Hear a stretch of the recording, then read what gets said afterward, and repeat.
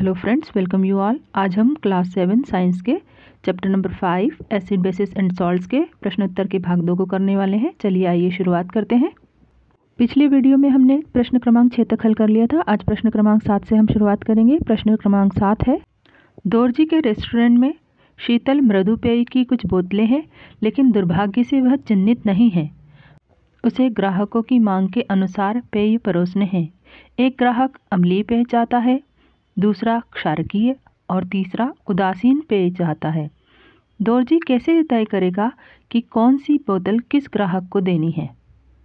इसका उत्तर हम क्या लिखेंगे? इसे लिटमस पेपर से चेक कर सकते हैं कि कौन सी बोतल में अम्लीय पेय, क्षारीय या उदासीन पेय है। लाल और नीले लिटमस पेपर पर पेय पदार्थ की कुछ बूंदें डालने पर क्या परिवर्तन होता है? आइए जानें।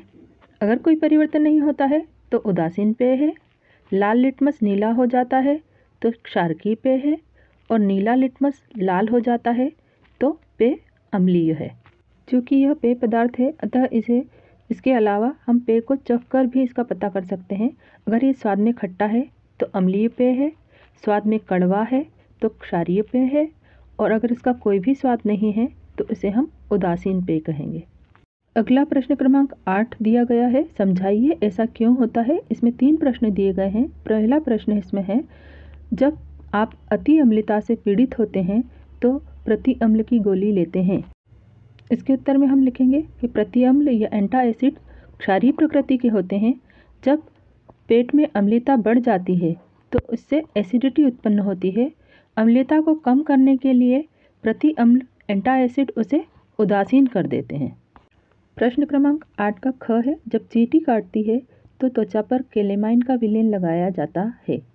इसके उत्तर में हम लिखेंगे कि जब चींटी काटती है तो त्वचा पर केलेमाइन का विलेन लगाया जाता है, क्योंकि चींटी के डंक में फार्मिक एसिड होता है और केलेमाइन की प्रकृति क्षारीय होती है, जो उसे उदासीन कर देती है।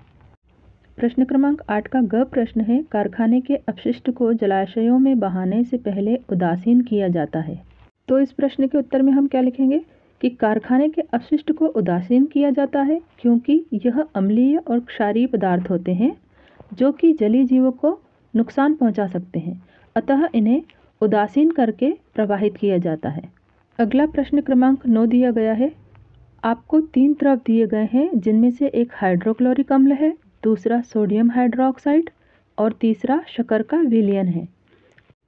हल्दी को सूचक के रूप में उपयोग करके उनकी पहचान कैसे करेंगे? प्रश्न क्रमांक 9 के उत्तर में हम लिखेंगे, हल्दी सूचक के रूप में क्षार से क्रिया करके लाल रंग देता है। ये हमने पिछले वीडियो में भी एक एक्सपेरिमेंट देखा था कि कपड़े पर हमने हल्दी लगा दी थी और उसके ऊपर फिर हमने साबुन का घोल लगाया था तो उसका कलर लाल हो गया था। हल्दी सूचक यह अम्ल और उदासीन विलयन के साथ कोई परिवर्तन नहीं दर्शाता है। अब हम क्या करेंगे, अब 3 परखने ले लेंगे और तीनों में थोड़े थोड़े मात्रा में विलयन लेंगे और उसमें हल्दी सूचक की कुछ बूंदें डालेंगे। सोडियम हाइड्रोक्साइड NaOH विलयन के साथ यह लाल रंग देता है, और सोडियम हाइड्रोक्साइड एक क्षार है जिसका प्रयोग हम साबुन और डिटर्जेंट में करते हैं। प्रश्न क्रमांक 10, नीले लिटमस पत्र को एक विलयन में डुबाया गया है, यह नीला ही रहता है, विलयन की प्रकृति क्या है, समझाइए। उत्तर क्रमांक 10, नीले लिटमस पत्र को एक विलयन में डुबाया गया है, यह नीला ही रहता है, तब विलयन क्षारीय या उदासीन है, क्योंकि नीला लिटमस एसिड से क्रिया करके लाल हो जाता है। क्षार और उदासीन विलयन से यह कोई क्रिया नहीं करता है। प्रश्न क्रमांक 11, निम्नलिखित वक्तव्यों को ध्यान से पढ़ें।